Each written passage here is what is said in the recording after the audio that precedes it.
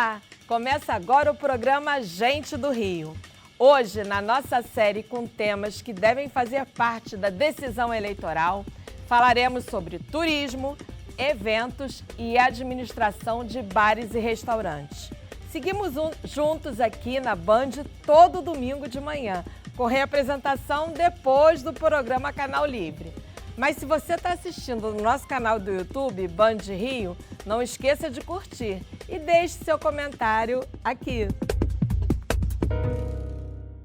Turismo de negócios, eventos corporativos e gestão de bares e restaurantes. Esses são 3 temas que precisam estar nos planos dos governantes do Rio de Janeiro. Seja na capital ou nas outras cidades do estado, essas são vocações importantes da economia fluminense. O faturamento do turismo de negócios no Brasil mais do que triplicou nos primeiros 3 meses desse ano. Como no Rio de Janeiro deve surfar essa onda? O turismo de negócios movimentou 4,8 bilhões. O Rio precisa aumentar sua fatia dessa bolada, né? Vamos saber tudo sobre esses e muitos outros assuntos relacionados aos eventos de negócios, conversando com Fátima Facuri, empresária e presidente da ABEOC, a Associação Brasileira das Empresas de Eventos, e com Pedro Delamare, empreendedor e vice-presidente do Sindi Rio, o Sindicato dos Bares e Restaurantes. Seja bem-vinda, Fátima. Olá, Mônica, tudo bem? Oi, Pedro. Muito bem-vindo também, Fátima. Pedro. É um prazer ter vocês dois aqui hoje no Gente do Rio. E eu queria começar com a Fátima, perguntando como é o ambiente de negócios aqui no Rio, se o Rio está no patamar que deveria em relação ao turismo de negócios e aos eventos de negócios, em relação ao Brasil, se ele está nesse patamar que deveria. Na verdade, Mônica, o Rio, os equipamentos que estão no Rio são os melhores equipamentos para eventos, né? São todos PPPs e são excelentes para construir, para realização de feiras e congressos. E a hotelaria também. Até por conta do grande legado das Olimpíadas, são os hotéis. O que falta, na verdade, nós temos realmente alguns gargalos. Um deles é o ICMS. Nós temos um sério problema do ICMS de feiras para feiras. Por quê? O Rio, ele diz que todas as indústrias que entram, elas têm que pagar antes de vender. Então, independente da venda do negócio, você tem que deixar lá uma contribuição. E é muito complicado para que as indústrias entendam isso. Por que elas têm que pagar antes da venda? A gente também tem... E o ICMS é um imposto estadual. É um imposto estadual. Então, isso que a gente está falando diz respeito ao governo estadual e às autoridades estaduais. É importante a gente saber, porque esse ano tem eleição, né? Tem. Então, é importante que os candidatos tenham isso no seu radar, no seu programa de governo, né? O que precisa melhorar para melhorar o ambiente de negócios e atrair mais esse tipo de negócio. Eu posso te dizer que o trade do Rio de Janeiro, ele já está se movimentando, já estão acontecendo algumas reuniões, inclusive com o secretário de Estado, as lideranças, a BIH, a Sindi Rio, a ABEOC, elas estão presentes nessas reuniões, informando realmente que a gente precisa melhorar. E a gente também tem um sério problema que é o roubo de cargas. Né? O roubo de cargas também afasta muito, porque para a realização de feiras, principalmente nos centros de convenções, os produtos chegam pela estrada, não tem jeito, né? E qual é a participação do Rio nesse tipo de negócio, nesse tipo de eventos, de negócios, em relação ao cenário nacional? Qual é a parcela? Olha, o Rio, ele não está hoje, para eventos de negócios, o Rio de Janeiro não está lá no ranking, né? Ele está em 7º ou 8º lugar. São Paulo lidera, é o grande celeiro dos eventos. Não, São Paulo lidera tudo. Agora o Rio está em 7º lugar, né, Pedro? É verdade. Mas é engraçado, porque tem alguns eventos, as informações que eu tenho, que alguns eventos, até os próprios participantes vão, às vezes, para um evento em São Paulo, mas passam pelo Rio de Janeiro, porque o Rio tem essa magia, tem essa... Está no imaginário de todo mundo, né? Não só no Brasil como fora. Mas aí a gente já está falando do turismo de lazer, né? É verdade. Assim, o Rio é um player muito importante. Só uma curiosidade, eu estava conversando com uma indústria, a gente estava desenvolvendo um evento, e eu falei assim, vamos fazer esse evento no Nordeste? Ele falou, não, de jeito nenhum, meu produto é Rio.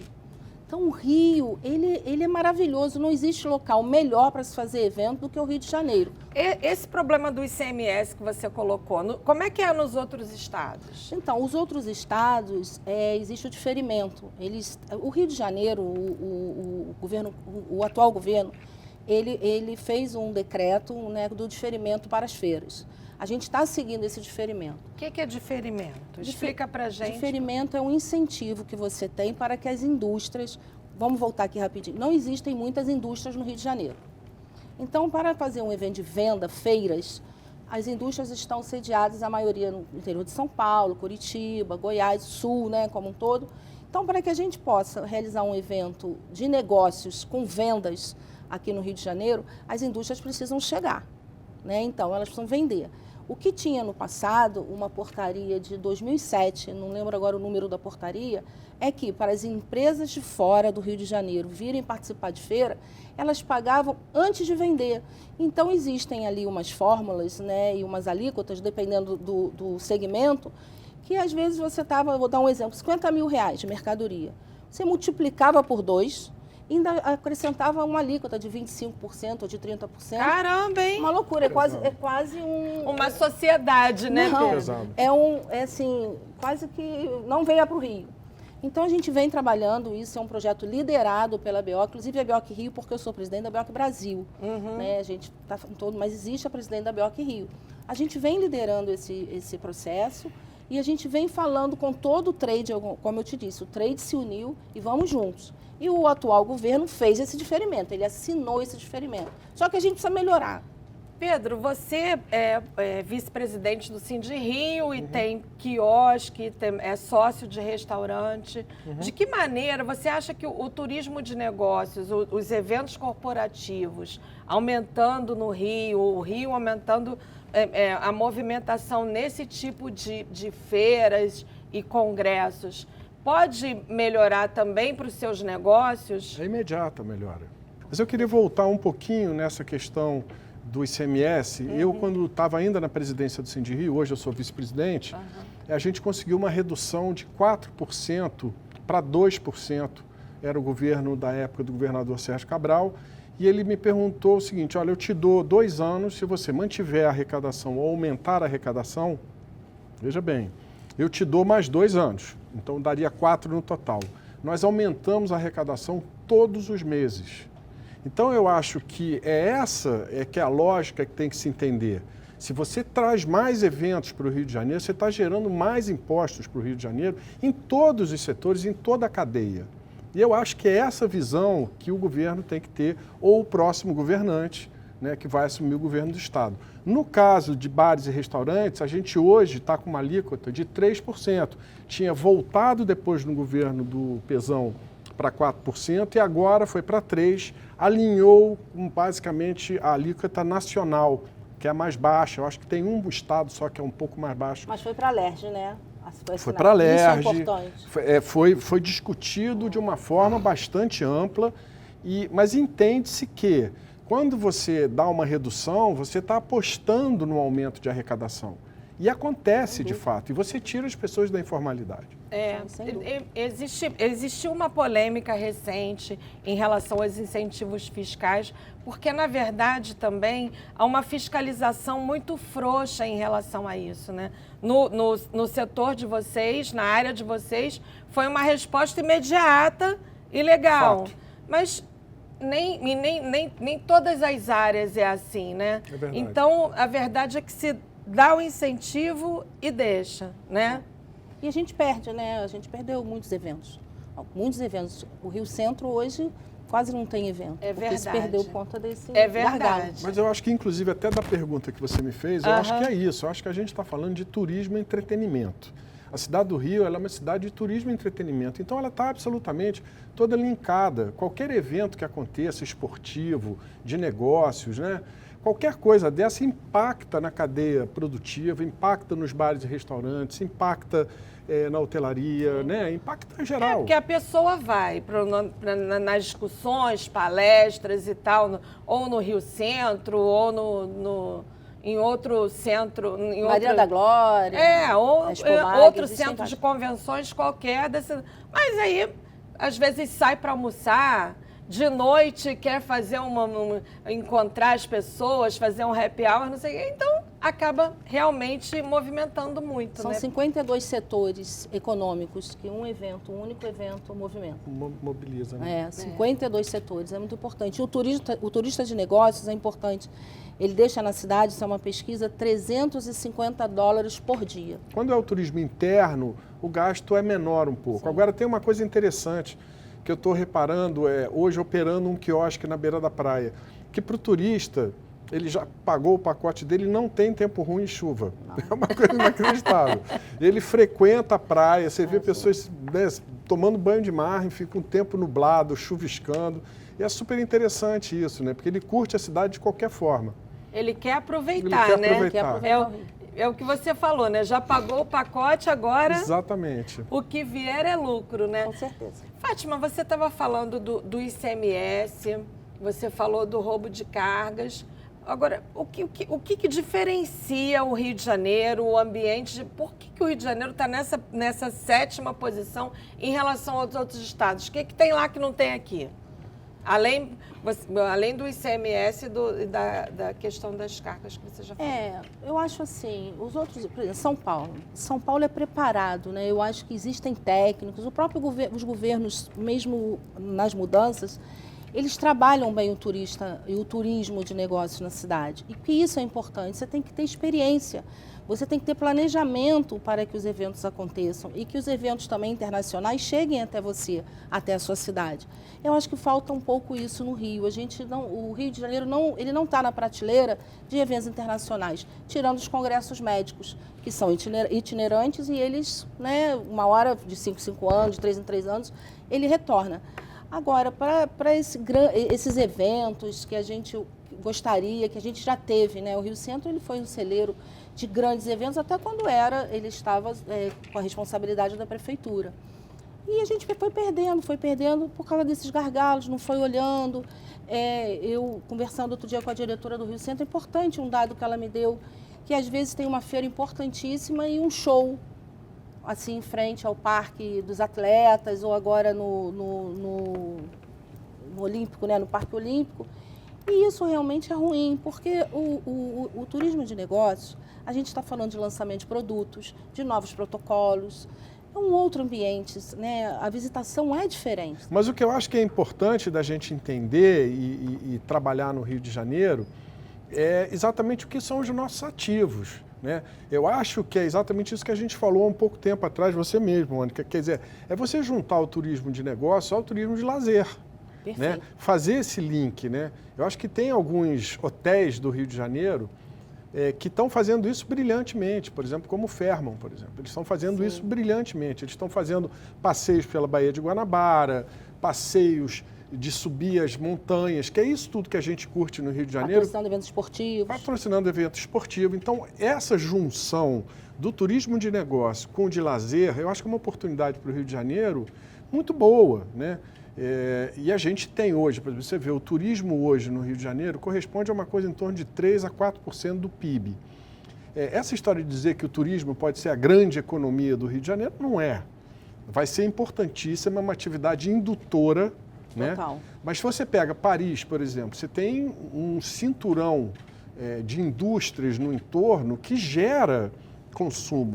Você pega hoje o modelo de Macaé, que tem a indústria do petróleo bastante ativa e forte, você tem uma hotelaria pujante lá, né? Então, acho que o modelo do Rio de Janeiro é entender como construir uma ambiência na região metropolitana ou no seu entorno que consiga sustentar um turismo né, da capital ou mesmo do interior do estado, que é genial. Você pode ter muita coisa legal. E nós temos tantas possibilidades, né? Outro dia eu estava acompanhando a reunião sobre o plano diretor da cidade em Santa Cruz.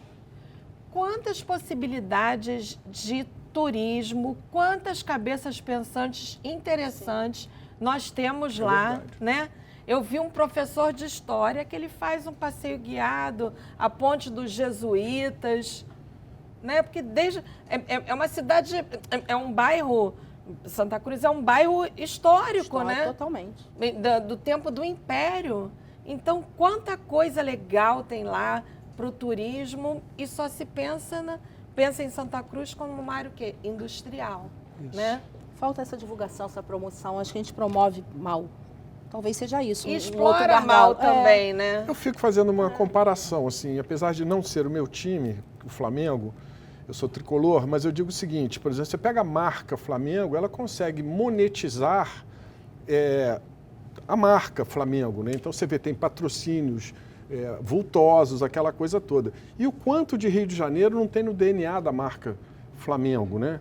Então a gente pega, por exemplo, a marca Rio de Janeiro, ela é uma marca que ela podia ser monetizada de uma forma incrível. Pedro, na sua área, o Rio vive um dilema. Todo mundo gosta de ir a bares e restaurantes, mas ninguém quer um bar ou restaurante perto da sua casa, né? É o sossego versus a diversão. Mas se não estiver perto da casa de ninguém, não vai ter lugar para ter, né? Olha, é uma questão, isso é uma questão importante que tem que ser tratada. Existe legislação sobre isso, né? Mas o mais engraçado é que é o seguinte, aconteceu com a pandemia, né? Eu me lembro que nós chegamos a trazer, o Sindi-Rio chegou a pegar a legislação de mesas e cadeiras da cidade de Paris, que é uma cidade conhecida por seus cafés nas calçadas, e que convivem muito bem com a cidade, né? Sim. A gente traduziu e entregou para a prefeitura. Só depois da pandemia, com a necessidade de estar ao ar livre, né, por causa da questão da Covid, é que realmente se conseguiu efetivamente liberar as calçadas para isso. Mas o que acontece é que a gente tem um comércio informal que na mesma hora chega, né? E muitas das casas também erram porque deixam os seus consumidores fazerem barulho, ficarem fazendo coisas e não limitam isso, mas muito do que acontece são ambulantes, pessoas que estão fora do mercado de trabalho, que muitas das vezes, não estou generalizando, mas muitas das vezes, essa mercadoria é uma mercadoria de carga roubada. Sim. E não há essa fiscalização. Esse cara encosta exatamente naqueles polos e ali se transforma uma balbúrdia. Inclusive você não poder passar de carro, um barulho enorme, a sujeira na rua. Então cabe ao poder público ordenar isso, né? A gente vê hoje, e é muito difícil falar sobre isso, quando você tem um desemprego do tamanho que a gente tem no país, você criticar pessoas que estão querendo ganhar a sua vida. Mas você passa na Lagoa, tem um drive-thru ali de quentinhas. Só que existe uma coisa que se chama segurança alimentar, né? Chega no verão, o sujeito numa mala de um carro com a quentinha. Não, mas isso é na cidade toda. Na cidade toda. Isso se espalhou, tem na cidade toda. Então, existe um problema do desemprego, mas existe o problema da segurança que isso tem para quem compra aquilo ali. Então, a gente teve, por exemplo, há 2 anos atrás, um aumento de 33% em infecções alimentares na cidade do Rio de Janeiro. Nossa, eu não sei se é exatamente por causa disso, se teve algum efeito daquela água que a gente teve. O fato é que a gente está falando de saúde pública. Eu quero falar depois, voltar a falar sobre a lei das mesas e cadeiras, porque isso causou também uma polêmica enorme. Mas vamos falar depois, porque no próximo bloco, qual o segredo do quiosque eleito o melhor do Rio? Quem ganhou 3 vezes o prêmio considerado o Oscar dos eventos? Vamos contar. Fica com a gente que o Gente do Rio volta já.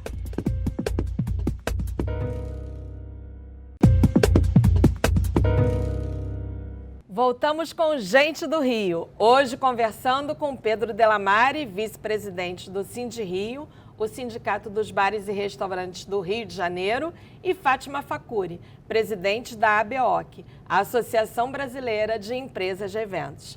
Pedro, a gente estava falando na lei de mesas e cadeiras, que foi uma lei de autoria do vereador Rafael Aloysio Freitas, e que ele apanhou horrores por causa disso, justamente por causa da vizinhança. Mas foi uma lei que salvou o setor na época da pandemia, certo? Sem dúvida nenhuma. O setor não teria sobrevivido, que já foi difícil.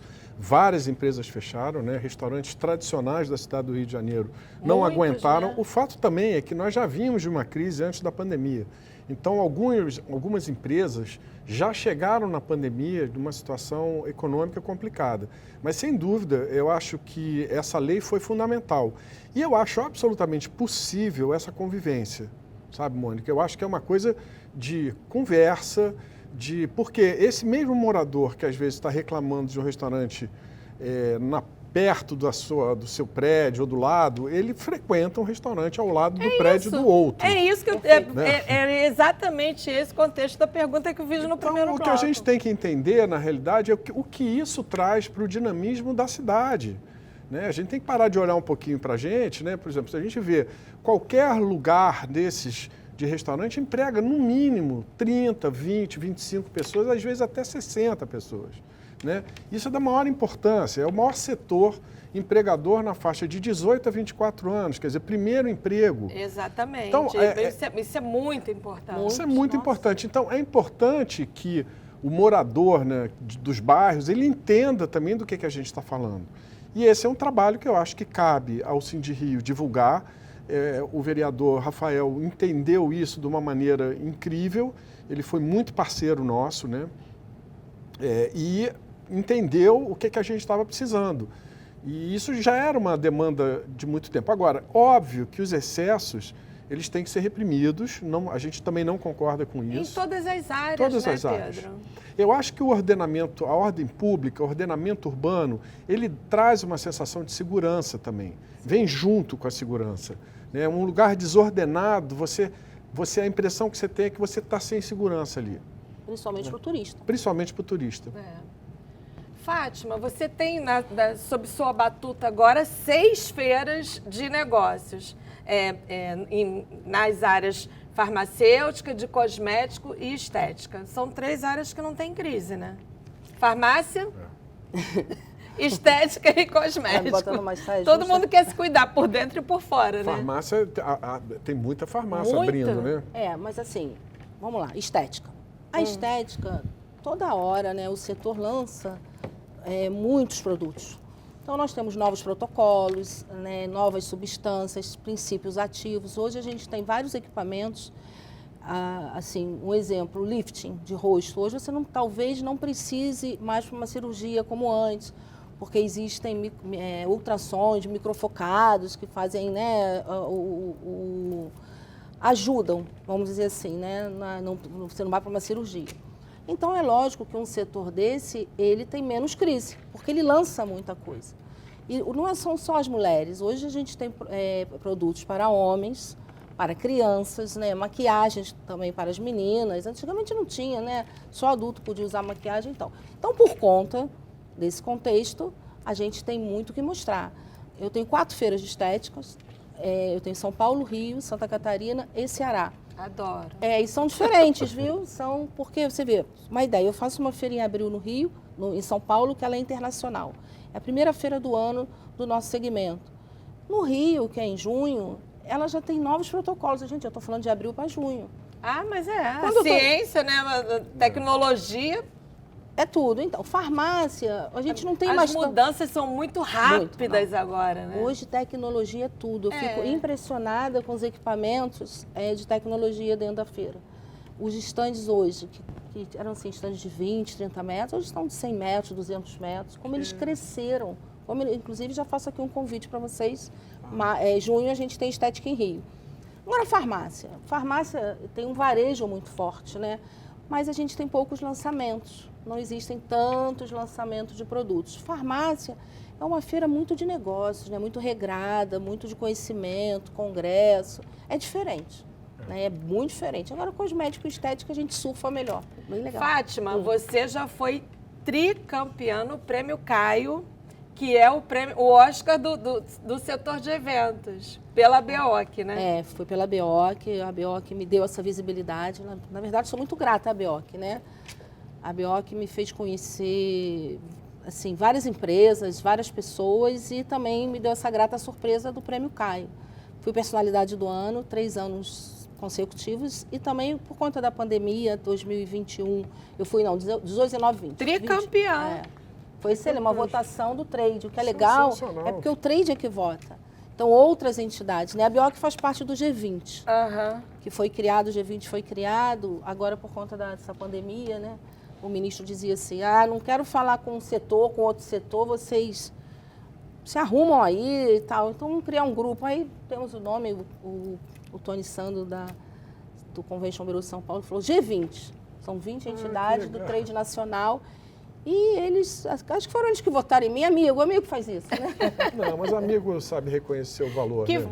Que fazem uma troca, né? Sim, inclusive com o setor na Espanha e Portugal, aí não é a UFAI, isso? nós temos a COCAL, que é a BEOC que faz parte, e a UFAI, sim. Que são países, a gente troca experiências, né? Compartilhamos conteúdos, o que está acontecendo lá, por exemplo, o PERSE, que foi uma grande conquista do nosso setor, foi também, as pessoas de lá queriam saber como que a gente conseguiu, o que foi, o que o parlamento votou e tal. Então é importante essa troca, o intercâmbio entre os países. Então, já que você falou do PERSE aqui, que é o programa, que é o auxílio emergencial, digamos assim, do setor de eventos. O PERSE vem de perseverança. Né? Foi um projeto liderado assim, pela ABRAP, tá? Que o presidente da ABRAP me ligou, ainda na ideia, ainda conversou com alguns deputados do parlamento, na verdade é um deputado de Pernambuco, né, que é o Felipe Carreiras, que é um produtor de eventos, né, ele mesmo diz que é produtor de eventos, shows. A ABRAP é uma entidade muito forte, né, no entretenimento, em shows. E quando o presidente da ABRAP me ligou, ele falou, preciso da sua ajuda, vamos mobilizar tal. E aí a BEOC entrou, primeiro fomos nós dois, e trabalhamos muito para a realização. Só que agora o governo federal baixou uma medida provisória que limita esses pagamentos, quer dizer, posterga até 2024 e condiciona a existência de dinheiro tanto em relação ao PERSE, quanto para as empresas de evento, quanto para os auxílios Aldir Blanc e Paulo Gustavo. O que acontece? O que isso vai representar no setor de vocês? O que acontece é o seguinte, Aldir Blanc, depois a gente fala. É que o PERSE foi criado para auxiliar, para socorrer o setor de eventos. Que nós, com os restaurantes, eu acho que nós fomos os setores mais atingidos, né? Porque a hotelaria também foi muito atingida, mas ainda podia deixar lá uma pessoa ou outra. O PERSE abrange vocês também, né? Abrange para quem já estava cadastrado, né? Mas Cadastur, agora que tinha que no ter cadastro, exatamente. E agora existe uma ação querendo que todo mundo seja, porque a gente entende como uma cadeia só, né? Então, existem ações nesse sentido, né? E, na realidade, o que se diz é que você deixa de recolher esses impostos federais, né? Então, essa que é, durante né? 5 anos. Durante Então, 5 anos. sem querer cortar o Pedro, Claro. só para explicar, o que acontece foi o seguinte, quando foi para a votação, que é lógico, a gente super concorda, né? As empresas, as lideranças, as associações, a Apresenta, a BRAP, a BEOC, se uniram para a gente conseguir, né, esse socorro. Mas lá no parlamento, os deputados foram ouvir os hotéis, os resorts, os restaurantes, e aí ficou muito grande. O ministro Guedes falou, gente, como é que eu vou socorrer? As agências de viagens, todos queriam ter esse socorro. E teve o veto do presidente, no primeiro momento o presidente vetou, e aí as entidades se uniram, contratamos um escritório jurídico e tal, e depois nós conseguimos, né? Unanimidade, tanto no parlamento, né? Os deputados e os senadores votaram, tivemos 2 ou 3 senadores que apoiaram muito e trabalharam muito, o deputado Felipe Carreiras também, e saiu. Só que por conta dessa quantidade de setores, eles começaram e criaram algumas regras como essa que você citou, entendeu? Dá para um, dá para outro, tem dinheiro, não tem dinheiro, alguns conseguem, outros não. E o presidente falou, né, todo o tempo, que o regime fiscal do Simples, que já é um regime, né, fiscal não poderia, as empresas do Simples não podem estar no PERTS. Isso gerou uma polêmica danada. Que são empresas que precisam, né, Pedro? Exatamente. Pois é, precisam, sem dúvida nenhuma. O fato é que quem está no Simples é o menor faturamento, né? é o menor faturamento. Porém, né, quer dizer, Nem sempre, a gente vem de uma pandemia. Então, existe uma excepcionalidade que tem que ser levada em consideração, né? Talvez você diga o seguinte, não, peraí, você já tem um sistema, né, que está te cobrando uma taxa de impostos, uma carga tributária menor, né, na realidade, para que eu vou te dar uma outra coisa? Só que a gente está vendo de uma excepcionalidade. Sim. A gente está vendo de uma coisa que a gente vai estudar, né, os nossos netos vão estudar isso em algum momento do que aconteceu, né? Nunca se viu, né? Por exemplo, da minha geração, ninguém viveu uma coisa parecida. Então, tem isso que ser analisado. Isso diz respeito ao PERSE, diz respeito à lei Paulo Gustavo e à lei Aldir Blanc. A lei Paulo Gustavo e a lei Aldir Blanc, eu acho que é fundamental para a questão da cultura. Total. E eu acho que a cultura, a gente está falando, gente, da nossa identidade. Eu acho que é criminoso, sabe, não se fomentar a cultura ou não se dar condições para que a cultura trabalhe. Eu acho que isso é uma coisa que é um setor talvez tão ou mais sensível do que o nosso. Tivemos um exemplo agora da pandemia de como é vital a cultura, né? Sim, fato. Foi o que nos ajudou. Não fosse a cultura, muita gente teria enlouquecido, né? Exatamente. Trancado em casa. Né? Lembra logo no início que eu falei, às vezes eu tenho essa impressão, faltam técnicos. Faltam pessoas que entendam, né, e que possam realmente entregarem um planejamento. Eu acho que falta também a capacidade de entender um pouco a subjetividade da vida, né? Porque a cultura lida com isso, né? A gente tem uma coisa subjetiva, uma alegria que o brasileiro tem que a gente não pode deixar, né? Eu fui outro dia, por exemplo, um amigo meu me chamou para ir no Samba do Trabalhador. Uma das coisas mais legais que eu fui na minha vida, entendeu? Ah, você nunca tinha ido? Nunca tinha ido. Carioca já tem 17 anos. Nem eu, nunca fui. Moacir Luz, meu amigo. É muito legal. Fui com o Zé Renato, que é cantor e tudo. Eu nunca me diverti tanto na minha vida. Eu ainda não fui, mas eu vou. Nossa, eu já fui várias vezes, já entrevistei o Moacir Luz aqui. Mo é maravilhoso. Moacir é maravilhoso. Não, e a história do Samba do Trabalhador é um negócio muito carioca, né? É muito Rio de Janeiro. O Pedro me falou isso, eu falei, Pedro, eu não conheço. Fátima, é ótimo, então eu ainda não fui. A gente podia marcar, hein? Vamos todo mundo junto. Vamos todo mundo junto ao Samba do Trabalhador. Sim. Segunda-feira que vem eu vou. Ah, então Segunda, então, fechado. Então, fechado. Uma amiga minha vem de Fortaleza para ir. Legal. Ah, legal. É muito legal. E Fátima, como é que é ser uma mulher à frente de uma entidade como a BEOC? Você enfrenta muito machismo? Olha, eu acho que não, sabe por quê? Porque eu sou uma empresária de feiras. E assim, o ambiente de feira, né, de montagem e tal, é 80% masculino.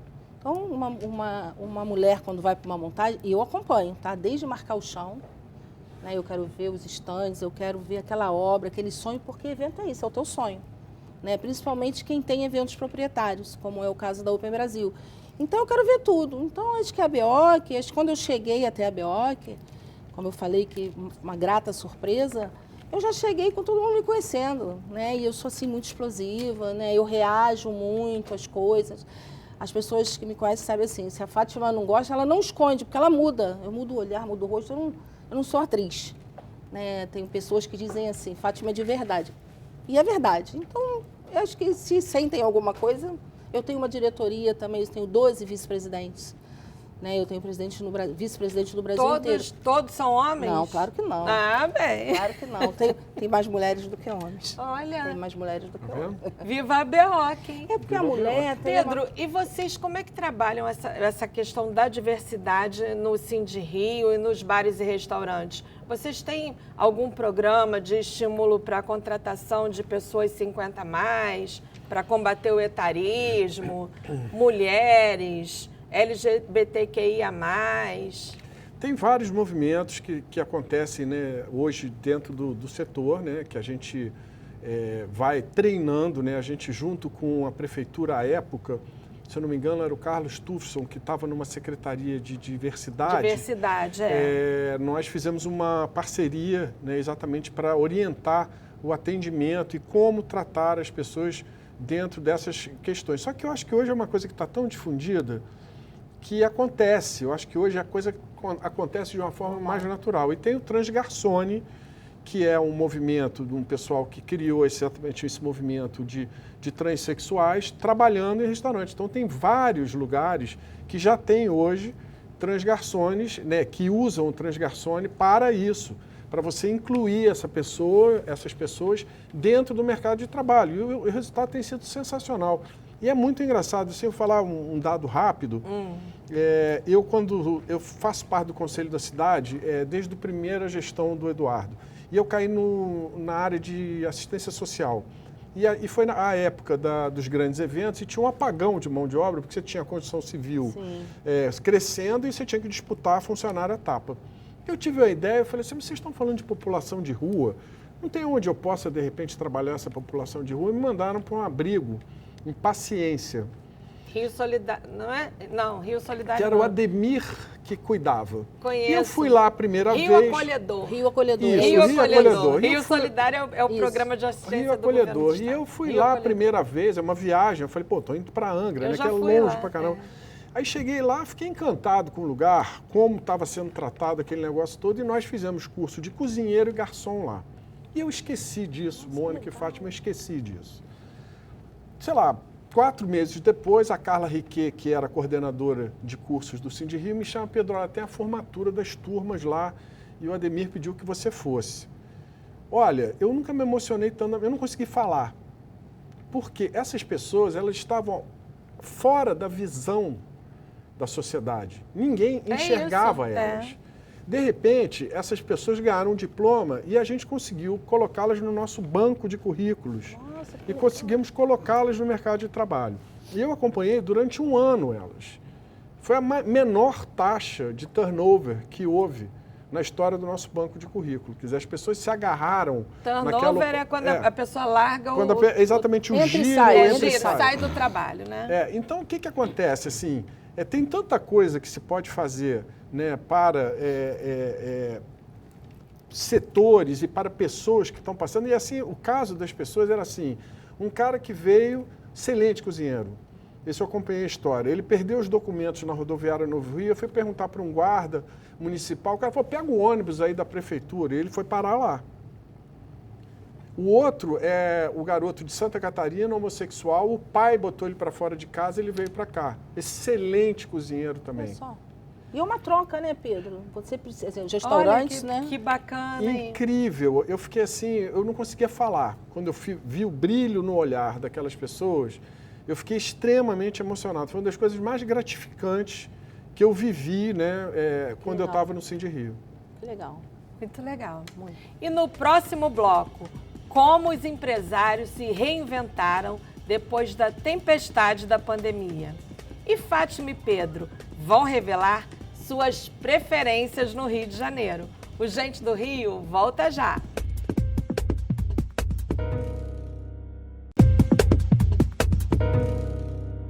Estamos de volta com o Gente do Rio. Hoje conversando com Fátima Facuri, presidente da ABEOC, Associação Brasileira das Empresas de Eventos, e com Pedro Delamare, vice-presidente do Cindy Rio, o Sindicato dos Bares e Restaurantes. Pedro, você era do mercado financeiro. Eu já ouvi muita história de gente que larga o mercado financeiro e vai abrir uma pousada numa praia paradisíaca. Você largou o mercado financeiro e foi administrar a empresa do seu pai. O que deu esse clique? O que aconteceu? Por que você resolveu mudar?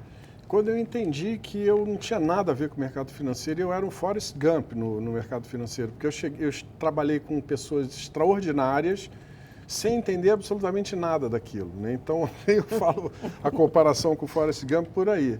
E aí o meu pai, aos 73 anos de idade, com 2 sócios, né, o Pedro Salgado, que já era do mercado financeiro, e o Cláudio Bernardes, arquiteto, amigos, um casado com uma prima minha, outro amigo da família, entraram de sócios com ele num negocinho pequenininho no Leblon.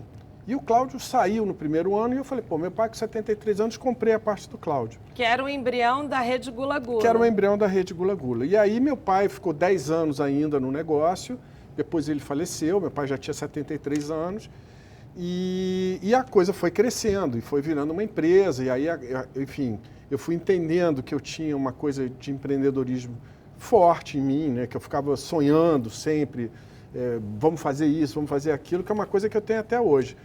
E aí foi, enfim... Quem gosta de empreender fica vendo oportunidade de Total. negócio em tudo, né? Tudo, o tempo todo. E aí o Gula, enfim, tá até aí hoje. Eu saí hoje do Gula Gula, quer dizer, eu tenho uma participação acionária em 2 lojas, mas eu saí da holding, saí da gestão e resolvi criar uma nova marca, mas uma nova marca de acordo com a minha idade. Eu não quero criar mais 13, 17 lojas, como eu já tive, ficar em escritório despachando.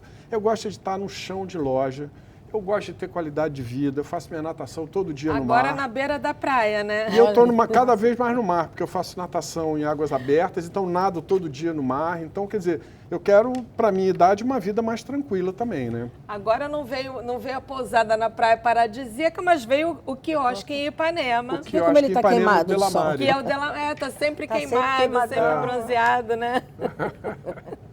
Tá com Feliz. inveja, tá com inveja, morrendo, Fátima? morrendo. Eu acho que eu vou abrir um quiosque também. Isso. Você tem a Open Brasil há 25 anos, né? Há 25 anos, assim, muito parecida com a pegada do Pedro. Na verdade, eu visitei uma feira e eu fiquei encantada, porque eu vi, assim, tantas coisas, né, há 25 anos atrás. E eu falei, pô, acho que eu quero fazer um negócio desse. E aí, eu fui gerente da FEComércio, que também me proporcionou isso. Eu conheci vários sindicatos, né, e eu viajava muito. E tenho muitos amigos lá até hoje que também me proporcionaram entrar na área de eventos. Eu fui ser assessora de eventos. Então, foi tudo, né? E depois eu saí, pedi para sair, abri a Open Brasil. E a primeira feira que eu fiz empreendendo foi uma feira de farmácia. Por quê? Eu conheci o presidente do sindicato de farmácia, conversei com ele, ele me deu essa oportunidade, né, de eu criar, né, a minha empresa. Eu criei a feira depois que eu criei a empresa. Foi assim, o contrário. Aí fui fazer um CNPJ e tal, e estou aí há 25 anos fazendo feira e eventos. Pedro, e você agora, depois de 37 anos no Gula Gula, vamos cometer essa inconfidência aqui, você está no Delamare, no teu quiosque, agora já chegou também sentando na janela, né? Foi eleito o melhor quiosque na Veja Rio, no prêmio Veja Rio. Pois é, com 1 mês de funcionamento, assim, foi surpreendente. Foi surpreendente. Não, mas é que, assim... Qual é o segredo? Cara, o segredo... A experiência, né? De 37. O segredo é uma coisa assim, primeiro, que eu acho que eu vim de uma empolgação.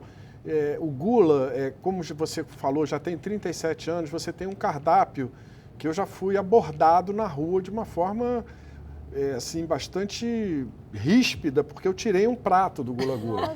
Entendeu? Você tirou uma salada tal, eu saindo da praia, eu falei, gente, que isso? Mas, enfim, o fato é que eu também queria fazer um outro tipo de gastronomia, né? E no Delamare eu consegui. E o Delamare, na realidade, a ideia é fazer o primeiro Delamare, que é esse gastrobar, né? Que a gente ganhou esse prêmio, que foi uma felicidade e tudo.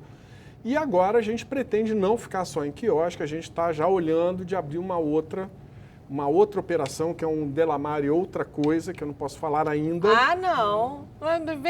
Vai fazer segredo Fazer isso aqui, com jornalista? Não. Com uma comida ibérica, tá? Pronto. Então, Espanha, Portugal e Brasil. Então, a gente está já bolando esse modelo. E aí é isso. O segredo disso é que, nesse caso, por exemplo, do Delamare, aconteceu exatamente da mesma forma que aconteceu no Gula Gula lá atrás. Um envolvimento do dia a dia. A minha equipe é minha família. Eu estou trabalhando com uma equipe, não desmerecendo todas as equipes que eu trabalhei. E dono de bar e restaurante é isso, né? É isso. Tem que estar lá o tempo inteiro. Não, e é assim, eu não desmerecendo toda a equipe que eu já trabalhei no Gula Gula, que foram eu já cheguei a ter 1000 funcionários no Gula Gula. Mas, assim, é uma equipe que eu estou tendo um prazer de trabalhar enorme. É uma garotada, assim, da melhor qualidade. São parceiríssimos e tem uma coisa muito fácil. E eu treinei todo mundo, eu entrevistei toda a equipe. Então, é um orgulho enorme poder estar lá trabalhando com eles. E é um lugar difícil, né? Entra vento, chove, vai, não sei o quê. Cada dia é um dia. Mas é muito prazeroso estar de novo no chão da loja. Legal. Dizem que essa operação na praia é completamente diferente dos restaurantes tradicionais, que tem toda uma cultura da praia. Completamente diferente, né? A praia em si já tem uma coisa diferente. Os fornecedores... Não, eu quando entrei lá, Mônica, desculpa te interromper, mas quando eu entrei... Não, eu que estou te interrompendo não, toda de hora. forma alguma. De forma alguma. Eu entrei lá, eu olhei, eu fui primeiro, antes de abrir o quiosque, eu comecei a ir à praia lá, né? E aí eu comecei a ver os barraqueiros. Eu falei, cara, essa galera aqui é protagonista dessa história, né? Primeiro o visual, protagonista... E essa galera aqui, eu vou ser coadjuvante. Eu passei isso para a minha equipe. Eu falei, olha, a gente veio aqui como coadjuvante e quem sabe talvez nós venhamos a ser protagonistas nessa história aqui. Mas o respeito a eles lá. Então a nossa relação com a praia é inacreditável. Tem o Beto, que é o barraqueiro lá, que a gente se abraça, se beija, combinamos de ir num samba na laje lá do Vidigal, que tem uma luzinha azul, que ele falou, vou te levar lá, eu vou cobrar até do Beto, se eu vou pedir para ele ver o programa, porque ele não me levou ainda. Mas, enfim, existe uma economia na praia que muita gente vive disso. Com certeza. Né? Muitas famílias vivem disso, muita gente formou os filhos trabalhando nisso. É um trabalho duro. E depois da pandemia, o que mudou nas feiras? Porque a palavra do momento, desde um pouco antes da pandemia já era se reinventar. Como é que o empresário se reinventou? O que mudou agora? Não, na verdade, nós adiantamos essa tecnologia, né? Talvez, eu falo assim um pouco dessas plataformas virtuais, que é uma ferramenta importante. A plataforma funciona para reunião, tal, mas não para eventos. Eu ficava muito chateada quando eu ouvia assim, né, de alguns empresários, não, agora os eventos vão ser assim. Aquele negocinho no computador, eu falei, Deus me livre, eu começava um negócio com 100, eu terminava com 2 pessoas olhando. Aquelas lives, você vê que isso não pegou, graças a Deus. Assim, no final ninguém aguentava. Não, e pior eu escutei várias vezes, enfim, falei, Deus me livre, eu estou fora. Na verdade, eu não tive muita crise, eu tive uma crise física, né, de poder trabalhar em pavilhão. Mas o que a gente fez? A gente foi buscar uma relação com nossa indústria. E a gente fez eventos corporativos para poder atender a essa demanda. Então, por exemplo, a gente pegou algumas empresas que contrataram a gente e a gente fez eventos até nessa plataforma, mas que gerou negócios. A gente fez diferente, a gente foi para estúdio, botamos câmera, por exemplo, vai ver um protocolo novo de aplicação, né, de uma toxina. Então, contratava o câmera, olhava, tal, jogava. Então, foi bem diferente. Isso não vai substituir, nunca. Mas vai coexistir? Vai continuar? Só eventos híbridos, né? Por exemplo, um credenciamento, você não precisa mais daquela quantidade de papel, hoje é tudo um QR Code, isso ajudou muito, né? Mas, e assim, hoje, por exemplo, eu tenho um congresso, uma sala para congresso, com uma capacidade para 300 pessoas. Se ele tiver híbrido, eu posso botar o céu é o limite. Podem ter 5.000 pessoas, dependendo da tua ferramenta, do streaming que você está contratando. Você vai embora e ganha mais dinheiro. E para vocês, Pedro, o delivery segurou, foi, né? Foi o que segurou. Foi realmente o que segurou. E quem não tinha delivery passou a ter delivery. Exatamente. E teve que fazer aquela pivotada no meio da história. Agora, é óbvio também que o resultado fica muito afetado por isso, né? Porque o custo hoje de uma plataforma de delivery, principalmente as plataformas conhecidas, o custo é muito alto, né? Come uma fatia muito forte. Uma boa plataforma, né? É uma boa plataforma. Então, assim, hoje a gente tem uma questão também que a gente já sentiu, como a Fátima falou, a gente já viu que as pessoas estão querendo sair, né? Isso está claro, os números dizem isso. Algumas operações estão melhor do que antes da pandemia, mas a gente hoje tem um custo de inflação que é muito perverso. E a gente não tem condições de repassar isso. Então tem que ter uma criatividade muito grande, tem que ter um cardápio enxuto, você tem que ter uma visão de cardápio sazonal para você pagar o custo mais barato e uma pesquisa de compra muito forte. É um trabalho que eu faço muito hoje. Primeiro de não haver serviço subserviente, que eu acho que não existe mais isso, que era uma coisa que a gente tinha culturalmente, um serviço subserviente, que a gente não vê em lugar nenhum do mundo. O que é um serviço subserviente? Onde você praticamente se ajoelha para o cliente ou aceita qualquer coisa que o cliente reclame ou trate mal. Eu não admito isso nos meus restaurantes, não admito. Eu acho que é o seguinte, tem direito de reclamar, tem direito de falar qualquer coisa, protestar educadamente. Educadamente. Aquela pessoa, por ser talvez socialmente menos favorecida ou economicamente, não dá direito a ninguém tratá-la de uma outra forma. Então agora vamos para o nosso ping-pong final, vamos ver quais são as preferências de vocês em relação ao Rio de Janeiro. Qual é a boa do Rio, mar ou montanha? Começo por eu, os dois. Eu sou fã dos dois. Eu pensei que ele ia falar mar, eu falei, essa do Pedro já... Porque eu, por exemplo, em esporte eu nado no mar e subo a vista chinesa de bicicleta. Tem coisa melhor?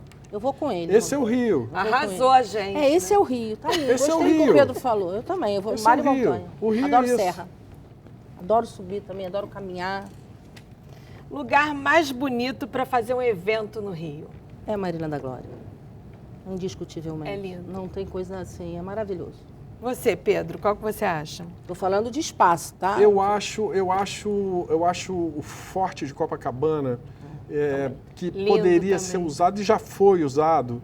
Eu acho aquilo muito É bonito. porque não dá para fazer feira no Forte, não dá dá para pra fazer fazer festa. feira, Como eu não sou de festa. Exatamente. Mas eu acho aquele lugar, estrategicamente, ali no meio, Sim. entre Copacabana e Ipanema, eu acho muito Então legal. vamos falar assim, Zona Sul. Deixa eu falar Zona Sul. É. Pronto. Escola de samba. União da Ilha. Mangueira, eu fico assim, encantado com aquilo. Não sei se são as cores, a vibração, mas tem uma coisa mágica ali. Melhor samba enredo de todos os tempos. Eu vou falar o meu. Tá. Vou falar Cigana Lê o Meu Destino. E é da União da Ilha e eu amo esse samba. Eu acho que vai entregar a minha idade aqui, mas eu não tenho o menor problema.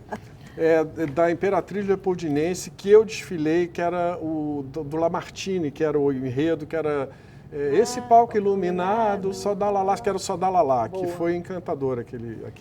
Time de futebol, o Pedro já falou. E o seu? Vasco.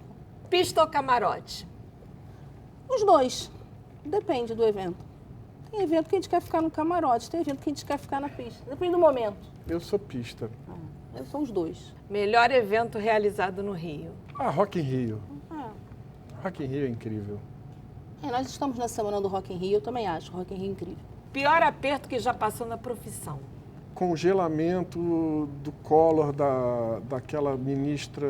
Esqueci. Zélia Cardoso de Mello. Zélia Cardoso de Mello. Para comprar mercadoria, pagar funcionário, listagem da Sunab, aquilo foi uma loucura. Eu fui no tempo dos Jogos, né, quando aconteceu os Jogos Olímpicos, a gente ficou sem mão de obra. E eu tinha alguns eventos assim, que precisavam ser entregues e a gente não tinha montador. Porque os jogos lá, o pessoal, a administração, né, dos jogos... Tava todo mundo lá, nossa, trabalhando, uma loucura. tinha os voluntários, Eu tinha tive que muita trazer coisa. gente do Paraíba, Recife, mas conseguimos entregar, mas foi difícil. Melhor bar do Rio. Não pode falar o seu. Não, lógico. O melhor bar do Rio, eu acho Adonis. Eu acho Marinho. Eu acho o Marinho um charme. Melhor chopp. Melhor chopp, eu diria que... Eu adoro o chopp do Bracarense. Adoro. Porque eu frequentei muito lá. Tem vários outros. Assim, para mim é muito difícil eu falar e algumas pessoas podem ficar até ofendidas comigo, mas... Enfim, tem vários outros sensacionais, mas o Bracarense eu frequentei muito, então eu vou de Bracarense. Fátima. Vamos lá no Belmonte. Melhor petisco. Eu vou porque assim, eu quando saio para um lugar, eu já saio sentindo o gosto do negócio. E eu vou num recente, também peço desculpas aos meus amigos, mas eu comi um pastel de camarão na Boutique do Mar, que é na Praça Santos Dumont, na Gávea, ali do lado da Débora Coker, que é uma portinha desse tamanho, e que tem o Fish and Chips também, que é um negócio alucinante, do Márcio. É uma experiência incrível. Eu gosto muito dos petiscos lá do Cavalo Marinho, que é um quiosque no Recreio, que eu moro no Recreio e eu frequento muito lá o Cavalo Marinho, tem uns bons petiscos. Um sonho. Um mundo melhor, um mundo mais igual, né? Que o nosso país seja mais igual, é um sonho. Eu acho que é um país menos desigual, né? Menos desigual. Eu falei mais igual, tá certo, menos desigual. Menos desigual e um país que a gente possa viver um pouco mais do que a gente tem mesmo, que é muito carinho, muito amor e tudo. Eu acho que está na hora, né? Chega de como é que é? Bilis, né? Vamos de coração. A diversidade, polarização. Muito obrigada pela sua participação, Fátima. Nossa, obrigada também, Muito Pedro. obrigado, eu que agradeço. Foi Agradeço muito bom conversar muito. com vocês. A Band, a você, ao Pedro, que é um querido, ouvir histórias maravilhosas. É bom ouvir o Pedro, né? Não é? É bom te ouvir também, imagina. Cheio de Adorei você- esse bate-papo, os eu estou me dois. sentindo em casa aqui. É, os dois cheios de história. Chopinho não tem. Tô brincando. Só água. E o Gente do Rio fica por aqui, mas na semana que vem tem mais. Até lá, um beijo.